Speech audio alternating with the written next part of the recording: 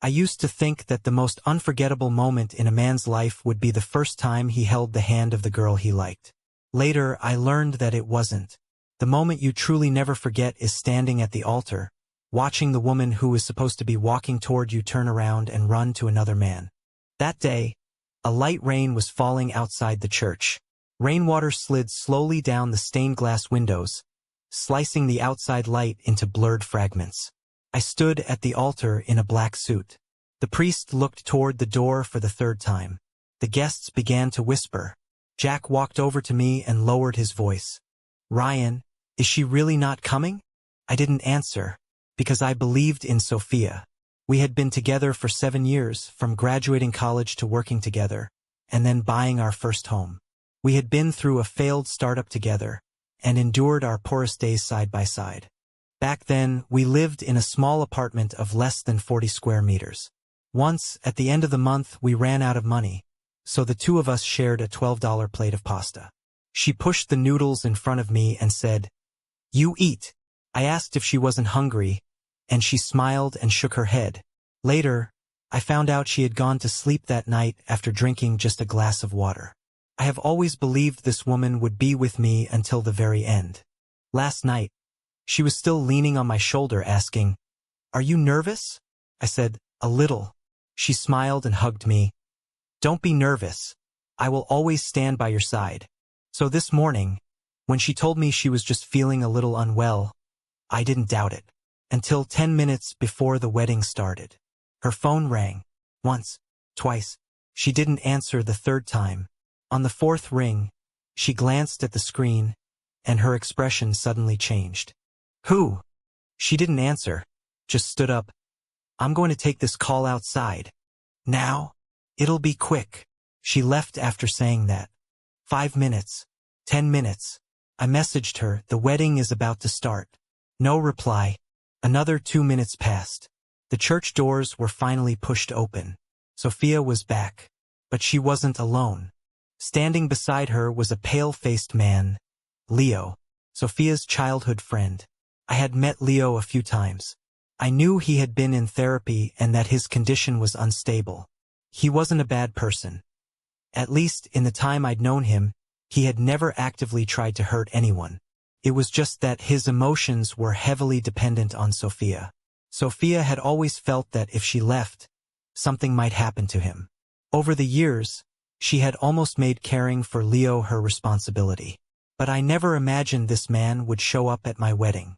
Sophia walked quickly up to me, her eyes red. "Ryan, there's something I have to tell you." I glanced at the time. 3 minutes left. "Tell me after the wedding." She shook her head. "No, I have to say it now." My heart sank.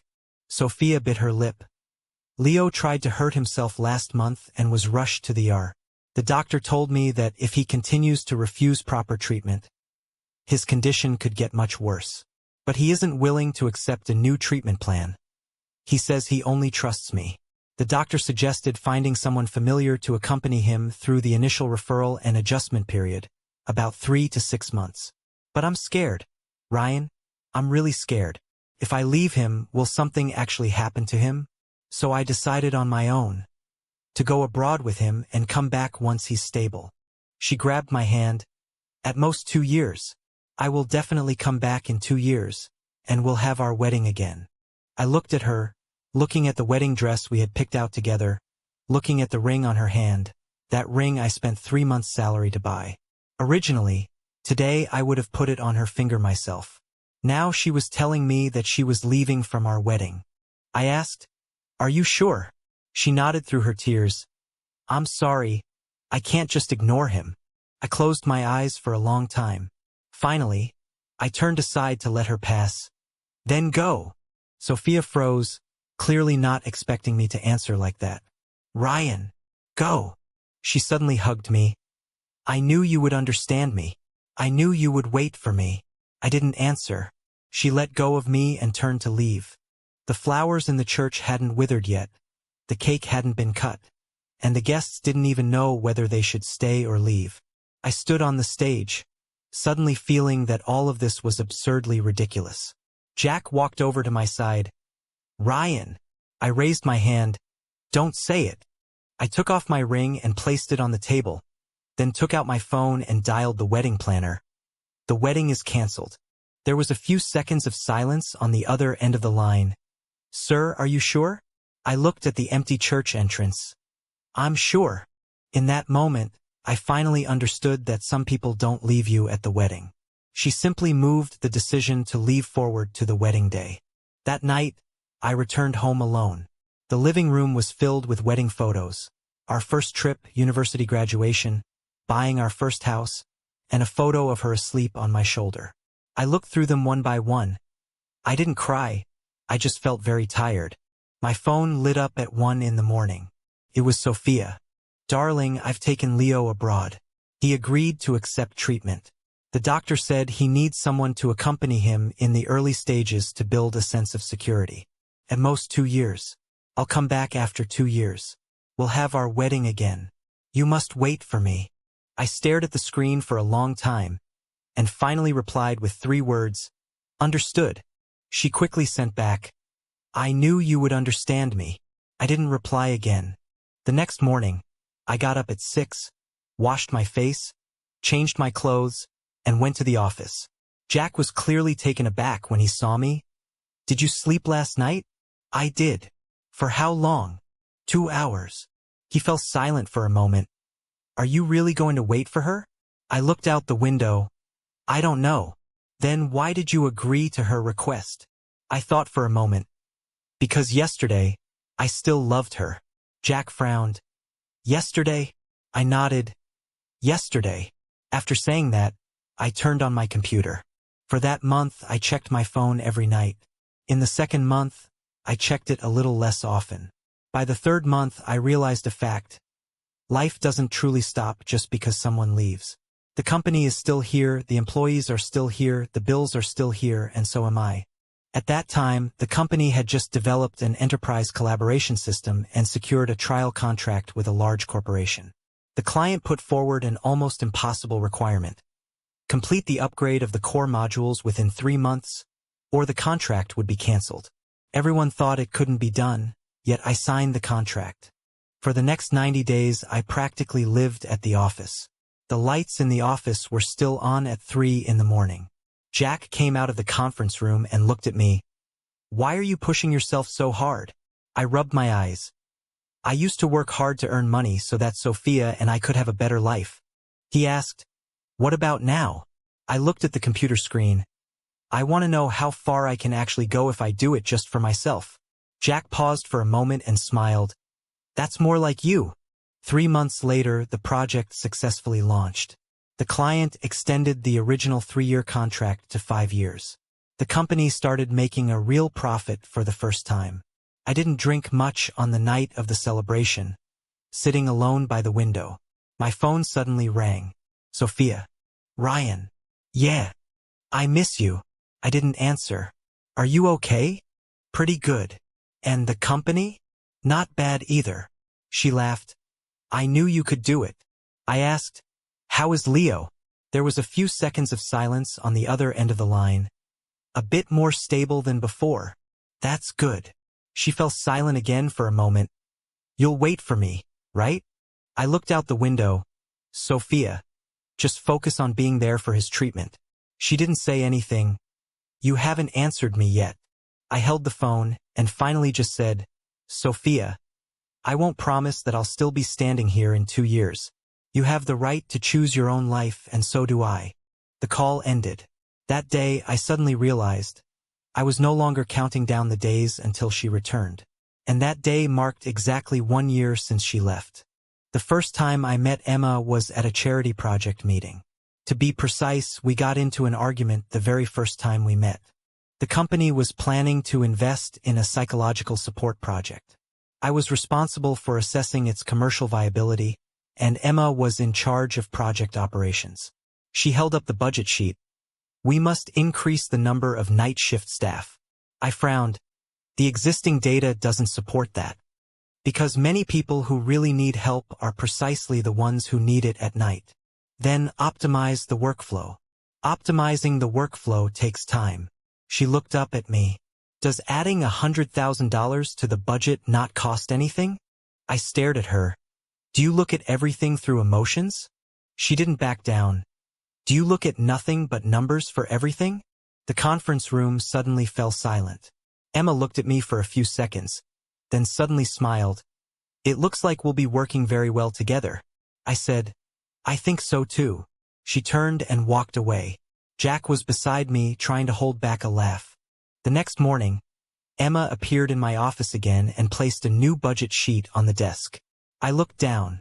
The night budget had dropped by $30,000, but there was no reduction in staff. She had redesigned the volunteer training system, allowing some trained volunteers to handle basic call-taking duties. I looked at it for a few minutes. Didn't you sleep last night? I did. What time? 2 o'clock. I checked the time. It was 8 in the morning.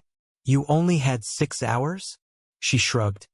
Did you think you were the only one who works hard? For the first time, I looked at her seriously. This woman was different from many people I knew. She was smart, principled, never tried to please me, and certainly wouldn't just go along with my wishes because I was an investor. Once, we argued over a project for 2 hours. Finally, she pushed the data in front of me. You're wrong. I looked at it in silence for 3 seconds.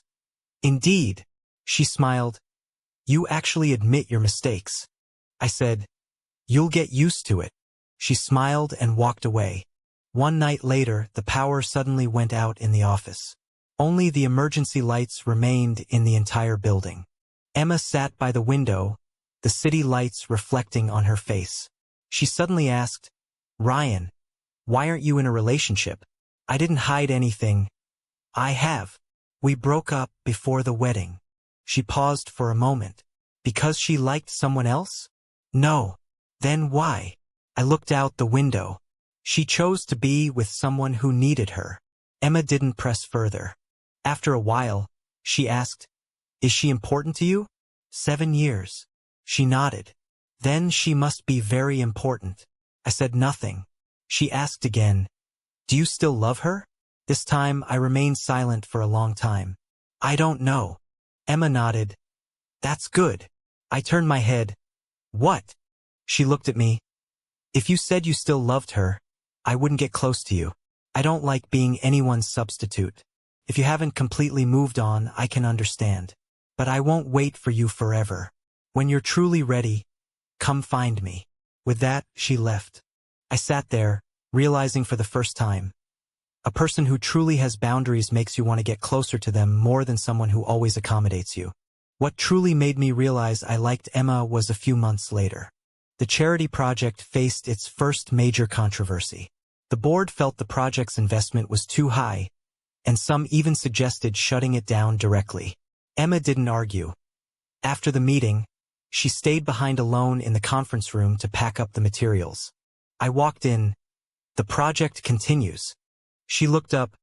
What does that mean? Keep going. Did the board agree? I'll make them agree. She looked at me. Why? I was silent for a moment. Because I believe in you. She didn't say anything. The next day, I took full responsibility at the board meeting. The project wasn't shut down. 3 months later, the project officially launched, and user growth exceeded expectations. We helped twice as many people as originally estimated. That night, Emma stood outside the office and asked me, Why were you willing to take that responsibility? I said, Because you're worth it. She lowered her head and asked softly a long time later, Ryan, have you moved on from her? I looked at her. I don't know when it counts as completely moving on, but I know one thing. She looked up. What? I want to save the future for you. She didn't answer right away. After a long time, she said, Then you have to make me believe it first. How do I prove it? You don't need to prove it. She looked at me. Use time. 6 months later, the project officially entered a stable phase. We went to a small town to attend a celebration. After the event ended, Emma stood alone by the river. I walked over to her. She turned around. Why are you here? 6 months later, the project officially entered a stable phase. We went to a small town to attend a celebration. After the event ended, Emma stood alone by the river. I walked over to her. She turned around. Why are you here? I'm looking for you. What's up? Something. I looked at her. I want to be in a relationship with you. She froze. Are you sure? Sure. Is it not because of Sophia? No. Have you really thought this through? I nodded. I don't want to hold on to someone else just because I lost someone. I want to be with you because you are you. I'm looking for you. What's up? Something. I looked at her. I want to be in a relationship with you. She froze.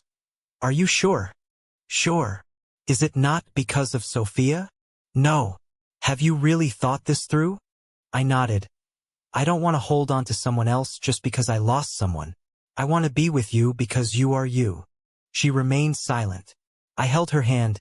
Emma, I can't promise that accidents will never happen in the future. But I can promise this. As long as I choose you, I will never make you wonder if you are my second choice. Her eyes reddened slightly, and finally, she squeezed my hand back. Okay. That day, it had been 1 year and 4 months since Sophia left. But we didn't get married right away. Emma said, I like you, but liking someone and entrusting the rest of your life to them are two different things.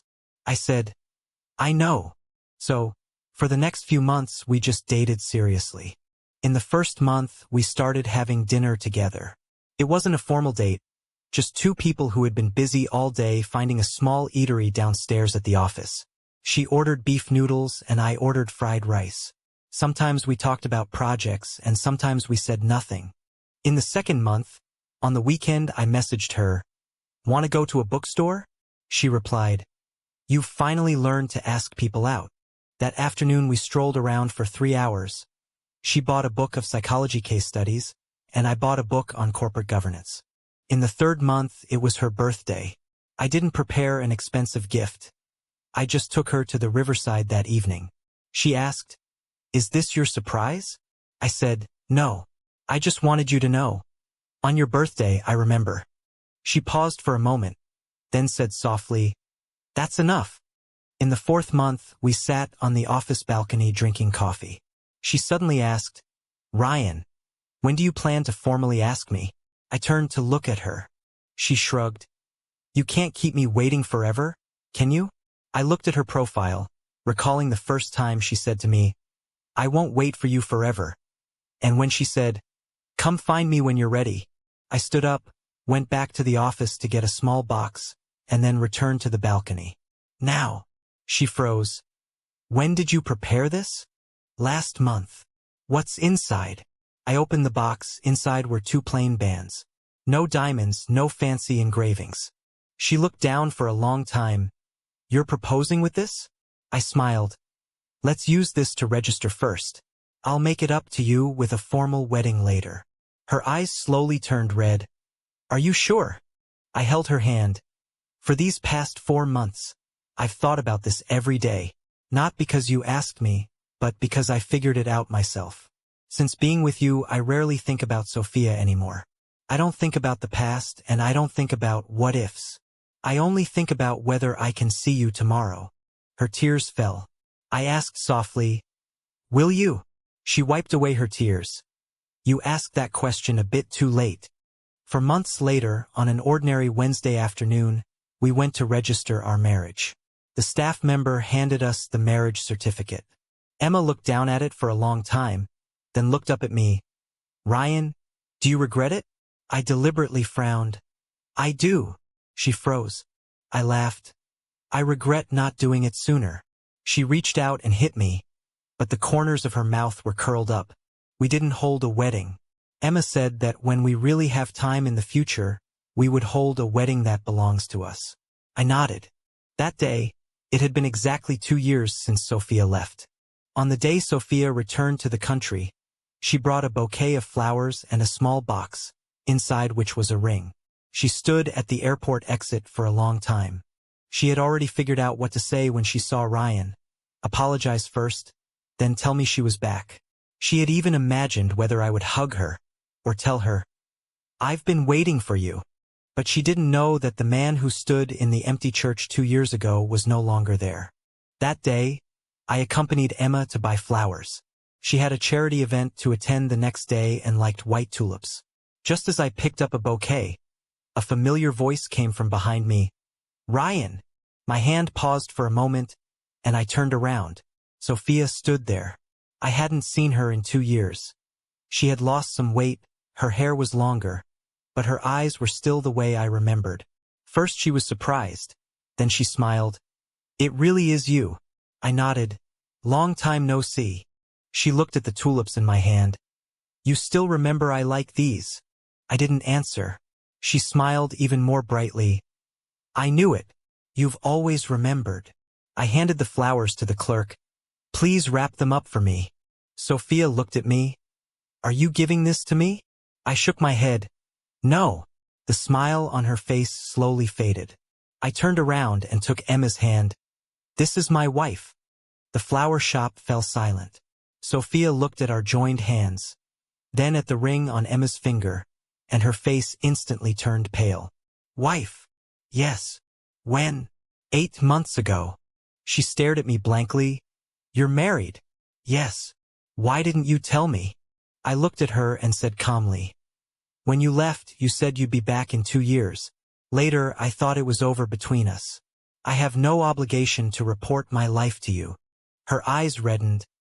But I thought you'd wait for me. I remained silent. She looked at me. You promised me. I shook my head gently. When did I ever promise? That day I only told you to go. I never said I would wait for you for 2 years. Her tears fell. Yet I didn't feel the sense of victory I had imagined. No revenge, no relief, just calm. I finally realized that one day, you can truly watch the person you once loved most cry, and no longer want to hold them in your arms. Later, we met at a coffee shop to talk. Sophia asked, Do you really not love me anymore? I thought for a long time. I used to love you very much. And now, I love my current life more. She lowered her head. Is Emma better than me? I shook my head. This isn't a comparison. You and she were never the same question. She looked at me. Then what is it? I said. You taught me that one person can give a lot for another. Emma taught me that love shouldn't be just one person giving. She cried. I really thought Leo was going to get into trouble back then. I know. I couldn't not go. I know that too. She looked up. Then why can't you understand me? I looked at her. Understanding you doesn't mean I have to wait for you forever. She fell completely silent. After a long time, she asked, What if I hadn't left back then? I stood up and stopped at the door. We might have actually gotten married, but that's just a what if. There are no what ifs in life. I originally thought Sophia would start over, but a month later, she suddenly called, her voice sounding incredibly exhausted. Ryan. Yeah. Leo got into trouble again. I fell silent. The doctor says he needs to be hospitalized. Then hospitalize him. The other end of the line was quiet for a long time. If I don't go, will he really die? I'm not a doctor. But, her voice trembled. Every time before, when I didn't go, something happened to him. I didn't say anything. Later, I learned from a mutual friend that Leo had indeed been in treatment all along. His pain was real and his dependency was real. But that didn't mean he intentionally hurt Sophia. Often, he wasn't even aware of how much pressure his actions placed on Sophia. If Sophia was an hour late, he would message her incessantly. If she didn't answer the phone, he would become extremely anxious. Once, Sophia didn't accompany him to an event, and the next day Leo sent a photo of the hospital with just one sentence. Are you going to abandon me too? Sophia rushed to the hospital that night.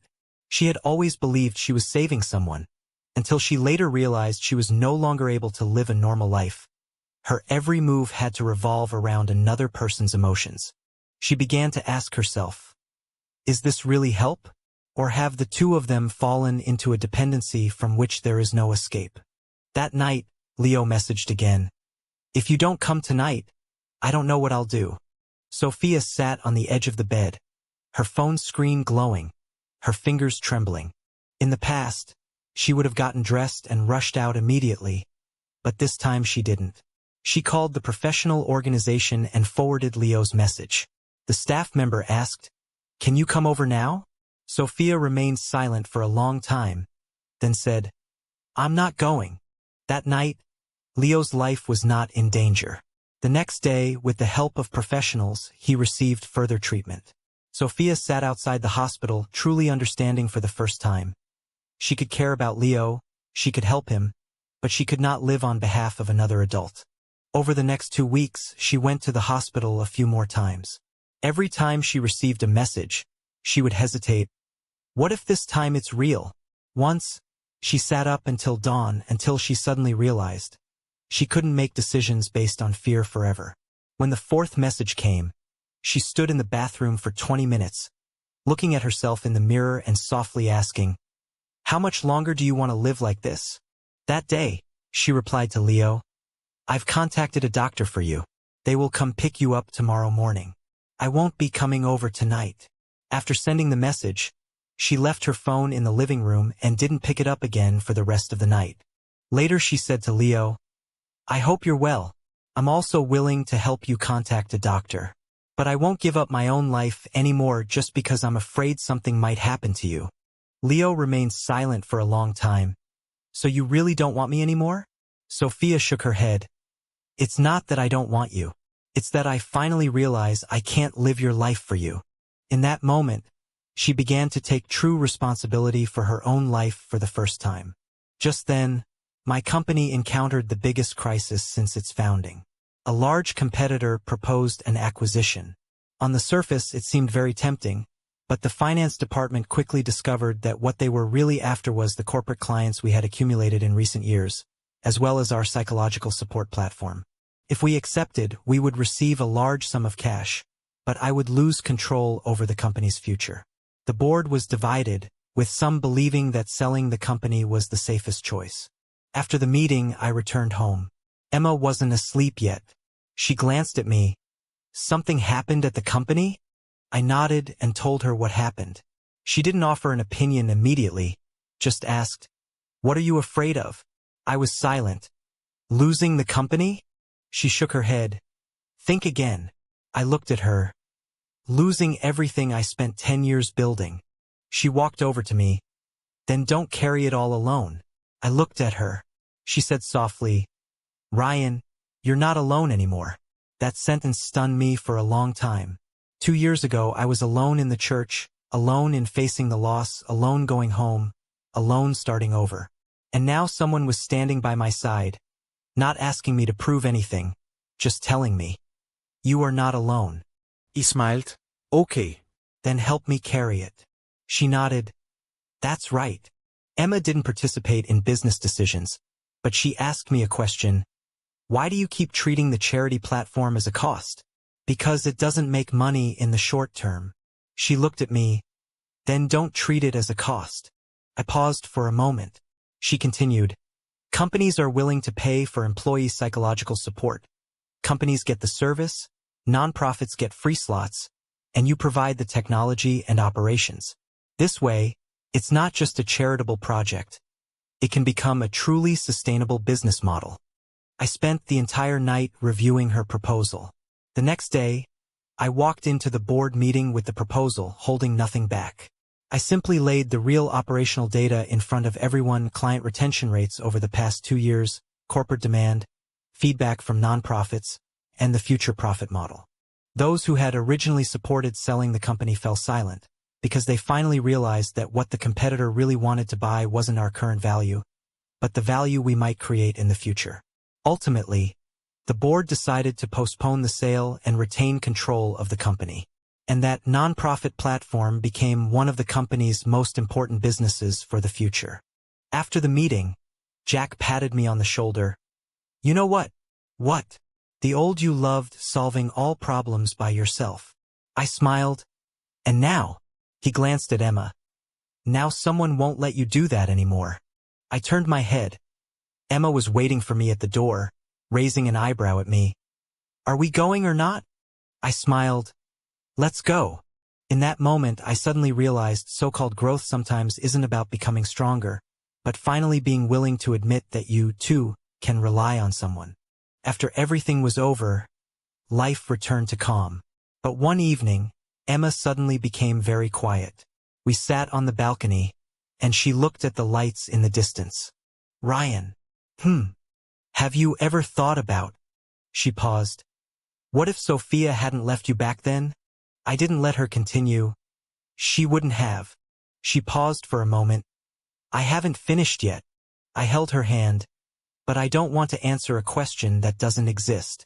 She lowered her head and stayed silent for a long time, finally whispering, I'm just a little scared. I looked at her. Scared of what? She has 7 years of your life. And I only appeared later. Only then did I remember, there had actually been many small moments over the past few months. Once, I subconsciously picked up tulips at a flower shop and then put them down. Emma didn't say a word, just glanced over. Another time, when a friend mentioned the word 7 years during a conversation, her movement of serving food paused for less than a second. I didn't pay attention back then, but now I understand. Hidden in those tiny pauses was the unease she never voiced. I gently squeezed her hand. Emma. She looked up. Sophia has my past. You have my present and my future. Her eyes reddened. I continued. I didn't fall in love with you because Sophia left. I don't love you just because you happened to show up after she was gone. I love you because you are you. Because when I work overtime until 3 in the morning, you place hot water on the table. Because when I'm wrong, you're never afraid to tell me. Because even though you're afraid of losing me, you've never asked me to prove anything. Because since being with you, I no longer have to pretend to be someone else. Her eyes grew redder and redder. Ryan.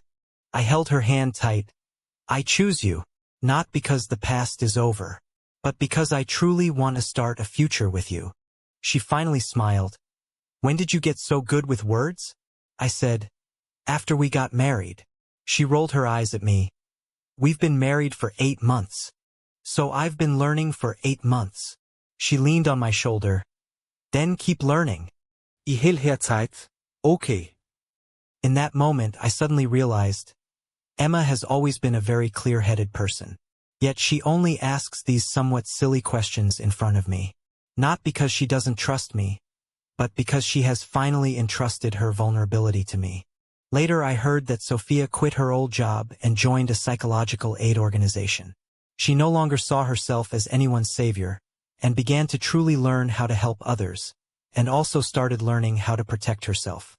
Leo continued long-term treatment, and his condition gradually stabilized. Finally, a true boundary was established between them. Sophia would occasionally send me messages, mostly just one sentence. How have you been lately? I would reply, pretty good. She no longer asks about Emma, no longer asks how long we've been married, and no longer asks if I miss her.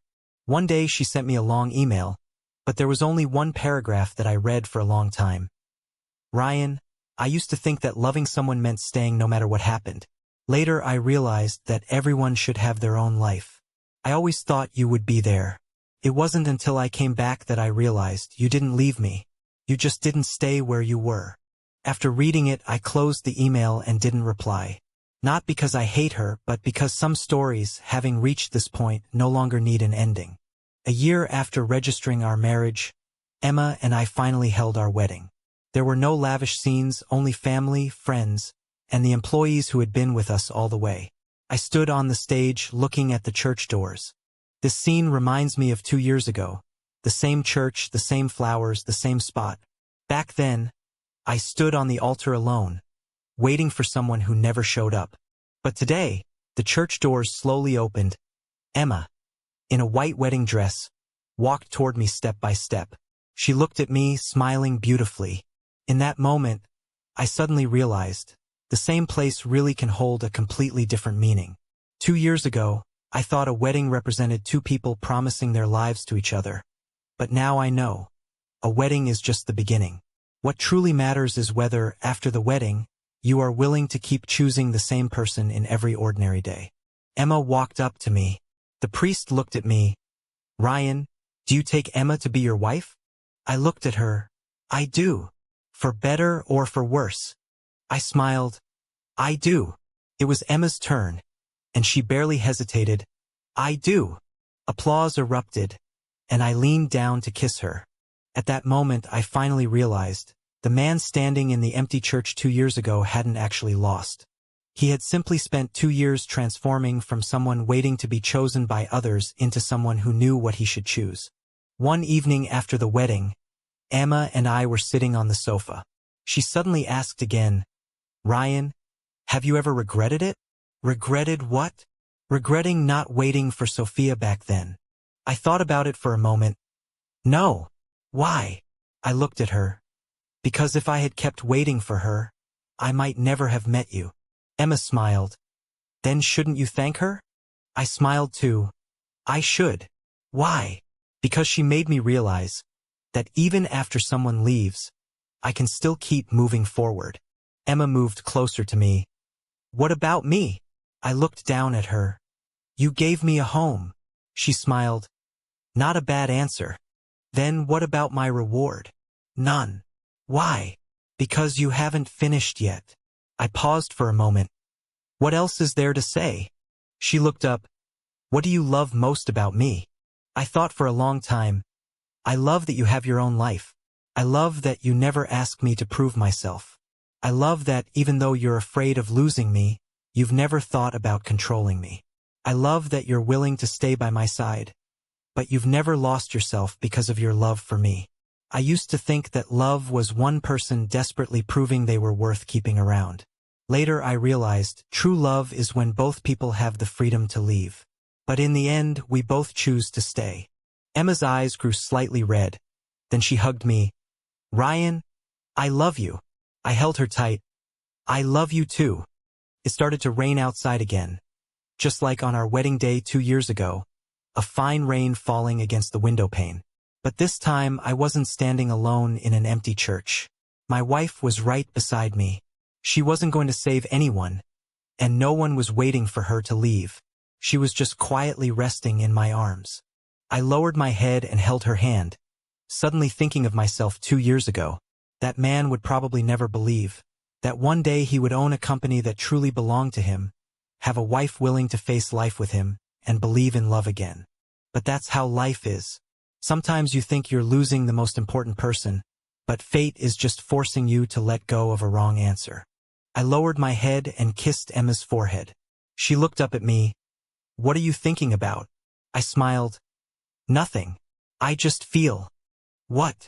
I tightened my grip on her hand. I just feel that it's a good thing you weren't the one standing at that church door 2 years ago. Because if I had met you then, I might not have been worthy of you. The version of you that's truly right for me should appear after I've learned how to love. She paused for a moment, then smiled. Ryan, why does that sound a bit weird? I pulled her into my arms. I mean, I'm glad the one who truly chose to stay is you. The rain outside the window keeps falling. But this time, I'm no longer afraid that someone might turn and walk away. Because I finally understand, true love is never about one person desperately proving they are worth staying for. It is about two people who clearly both have the freedom to leave, yet still choose to stay time and time again. Until they are old and gray.